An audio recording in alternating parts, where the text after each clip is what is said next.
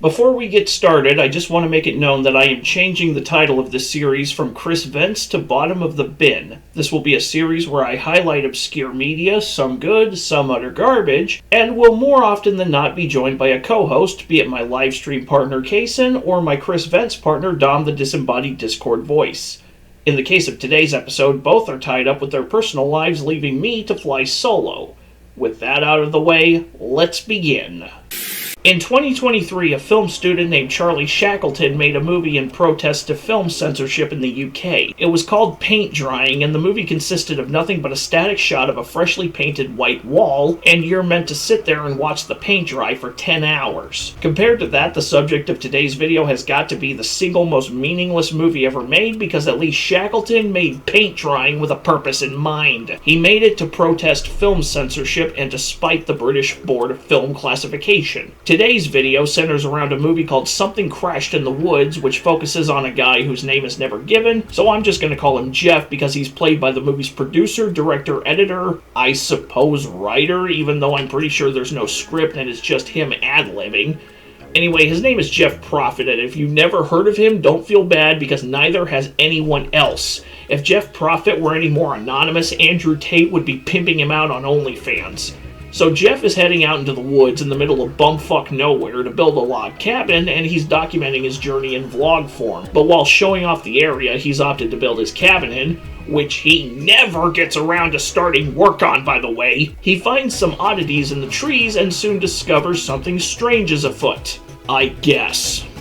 The main problem this movie suffers from is that it's a 3-minute short stretched out to 74 minutes. I'm not even joking when I say that the first 10 minutes are Jeff driving to the location, followed by 38 minutes of Jeff bumble-fucking about in the woods during the day, droning on and on about this log cabin that he never starts building, finding strange markings on the trees, which probably means they were struck by lightning, and those 38 minutes of him fumble-fucking about in the woods during the day are punctuated by 20 minutes of Jeff fiddle-fucking about in the woods at night, until he finds an abandoned car, which I assume belongs to a close relative of his in real life. And then, spoiler alert, he gets surrounded by lights, chased by something, and abducted by aliens. I guess.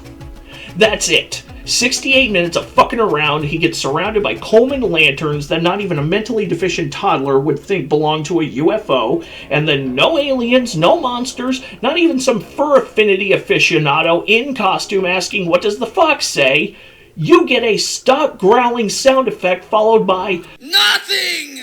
Absolutely nothing! In other words, this is not a movie. A movie has a plot and a script and characters and events that drive the plot forward.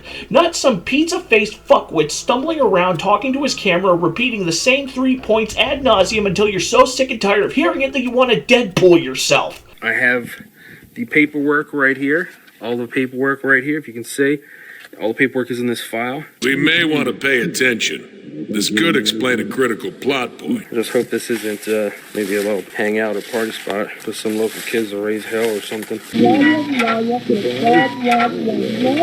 I'm just hoping I made a wise decision with this purchase here.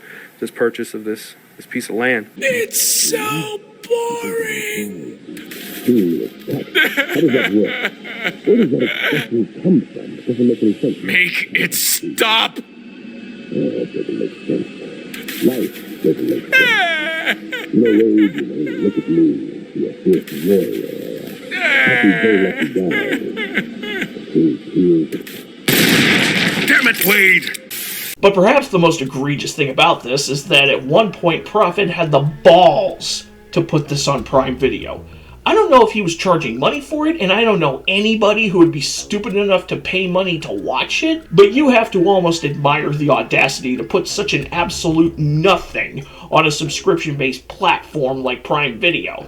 Thankfully, it has been removed and is only available through his YouTube channel, 856films.com, and even then, if you watch this on YouTube, you're still getting ripped off because that's 74 minutes you could spend watching an actual movie. That's all I've got. This is a nothing burger. It is without the faintest trace of hyperbole that I say you would be better off watching an Uwe Boll movie or a Rene Perez movie because at least their shit has something happening.